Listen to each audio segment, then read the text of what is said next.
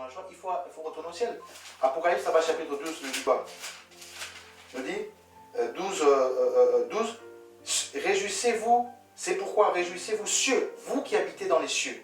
Malheur à la terre et à la mer, car le diable est descendu vers vous, animé d'une grande colère, sachant qu'il est là peu de temps. Satan, il sait que sa défaite, elle est déjà, depuis 2000 ans à la croix de Golgotha, Dieu l'a dépouillé, Jésus-Christ l'a dépouillé, a écrasé la tête du serpent au lieu du crâne à Golgotha. Il sait que son temps est déjà compté. Il est animé d'une grande colère. De la même manière que Lucifer, l'archange, avait corrompu un tiers des myriades d'anges au ciel, de la même manière, comme c'est un mauvais perdant, comme les défenseurs au football ou dans n'importe quel sport, quand on fait que marquer, ils n'aiment pas la défaite, ils doivent tacler. Ben lui aussi, il est animé de cette colère-là, tellement il a défaite bien comme il faut, Satan, Jésus-Christ l'a dépouillé, il a repris les clés de la mort, du séjour de mort de chez Hadès, dans les souterrains, il a été reprendre, il a porté la vie, il a sorti tous les prisonniers avec lui depuis nos ancêtres là-bas. Ben, il est animé d'une grande colère. Mais pour être dans la joie, la Bible dit, réjouissez-vous cieux. Il faut être connecté au ciel. Mais pour être connecté au ciel, tu dois être en Christ.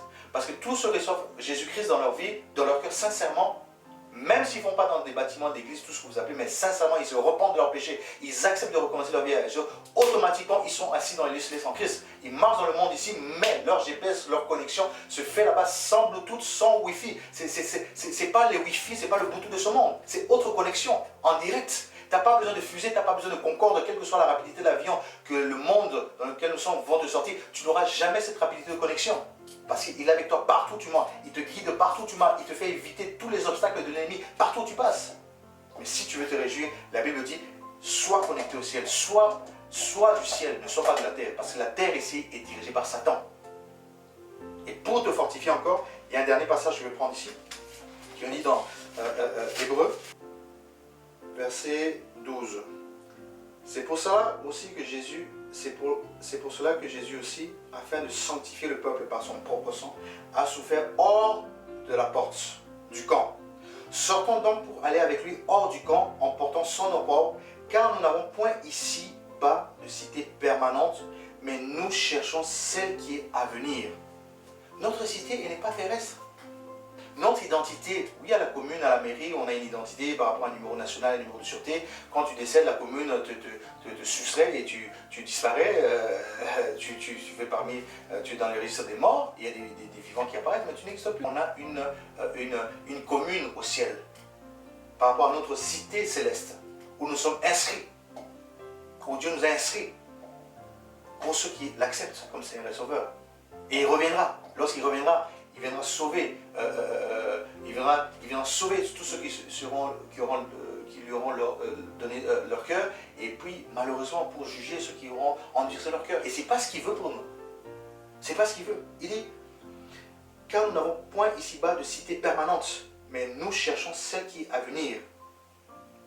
Et pour cela, nous devons sortir du camp. De la même manière que Jésus-Christ est sorti dehors du camp, de la porte pour sanctifier son peuple, de la même manière, nous qui disons l'aimer, nous qui disons le suivre, nous qui disons il est mon Dieu, il est mon roi, il est Ebenezer, parce que ces derniers temps, Ebenezer, c'est vraiment un slogan, je ne vous dis pas, c'est un slogan Ebenezer. Oui, jusqu'ici, Dieu nous a toujours secourus, mais que ce ne soit pas un slogan, que vous puissiez le vivre dans les actes, dans la parole, dans la sanctification, dans la sainteté, dans la séparation avec le monde, sinon c'est un slogan en vain. Ça vient des lèvres, mais du cœur, ça n'y est pas. Donc si vous voulez vivre Christ, il faut prendre conscience des réalités dans lesquelles nous sommes, prendre conscience de notre identité que Pharaon a voulu exterminer en voulant tuer Moïse et tous les fils en Israël, que Hérode aussi, le roi Hérode, a voulu aussi exterminer l'étoile brillante du matin, Jésus-Christ. Et pour se rassurer, il a fait tuer tous les enfants, les garçons de 2 ans et en dessous de ça. Et l'image... Pharaon et Hérode, c'est l'image de Lucifer, de Satan. Donc le prince de ce monde, il est aussi animé d'une grande colère, sachant qu'il a peu de temps, il veut te détruire, il veut me détruire. Mais la Bible me dit que l'ange de Dieu campe autour de tous ceux qui le craignent. Donc si tu es en Dieu, tu es protégé par Dieu, tu n'as pas à t'en faire. Parce que pour qu'il te touche, il doit venir prendre Christ, mais il ne peut rien faire avec Christ, parce que Christ l'a déjà vaincu il y a 2000 ans. Donc il ne peut rien faire. Donc tu es dans un endroit favorable, merveilleux. Tu es dans un endroit de sécurité que même aucune société dans ce monde ici ne pourra sortir une solution pour te protéger, même quelles que soient les portes blindées qu'on peut nous sortir, tout ça, parce que Satan est esprit, il n'a pas besoin de visa pour quitter l'Afrique, Singapour, pour venir arracher l'âme d'une personne ici en Europe ou bien aller en Afrique. Ils n'ont pas de frontières, ils travaillent avec les esprits territoriaux, les esprits territoriaux qui gèrent les villes, qui gèrent les pays et qui sont régis par le système de chaque gouvernement. Les principautés célestes et toutes ces choses-là. Donc ils n'ont pas besoin. Ils travaillent en solidarité. Pour traverser la France ici, il n'y a pas de frontière pour eux. Pour aller en Égypte ou bien au Congo, là-bas, ils n'ont pas besoin de visa. Ils passent. Ils travaillent entre eux, entre les démons, les principautés, les démons territoriaux, qui gèrent chaque pays, chaque gouvernement, chaque royaume dans les célestes.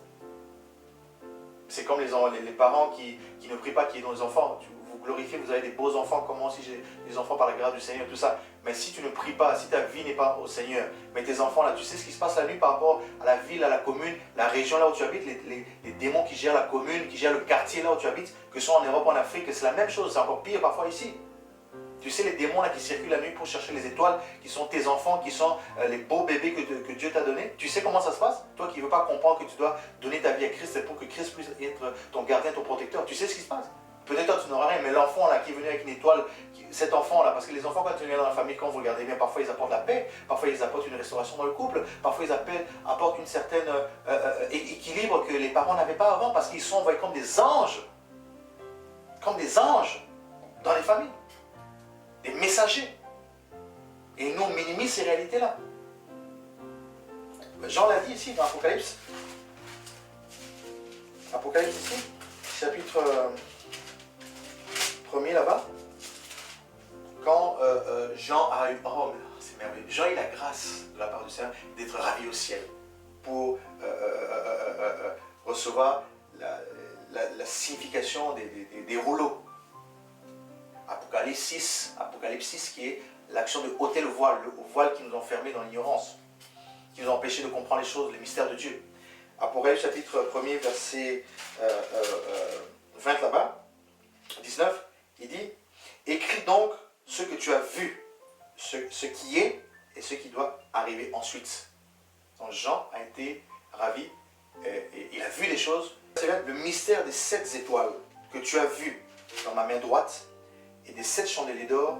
Les 7 étoiles sont des anges, sont les anges des 7 églises, et les 7 chandeliers sont les 7 églises. Et ici, quand vous regardez bien, le terme ange ici, angelos ou angelos en grec, ne veut rien cacher. C'est celui qui est porteur, qui apporte la parole divine, qui apporte la lumière. Parce que le fait que Jésus-Christ est la lumière du monde, et le fait qu'on le reçoit dans notre cœur, on devient porteur de lumière, de sa parole. Et un angelos ici, ce n'est qu'un messager. L'étoile ici, les 7 étoiles ici qui étaient envoyées, c'était en fait des messagers que Dieu avait envoyés aux 7 églises.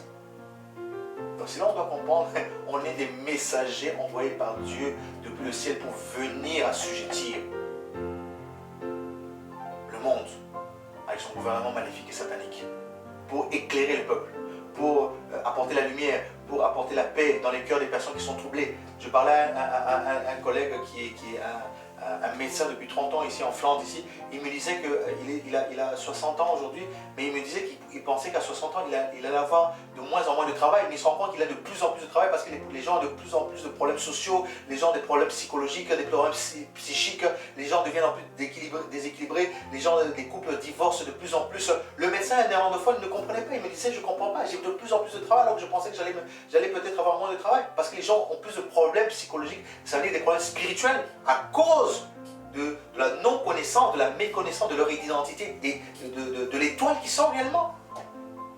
Au plus nous continuons à nous entêter, au plus nous continuons à fermer notre cœur par rapport au Seigneur qui nous interpelle, parce que Dieu parle tantôt d'une manière ou d'une autre. Il parle en songe, il parle en vision, il parle par la lecture de la parole, il parle par une prédication, il parle même comme si tu as permis que tu entendes cette vidéo, c'est que Dieu veut te parler, ou veut que tu parles, tu interpelles une tierce personne.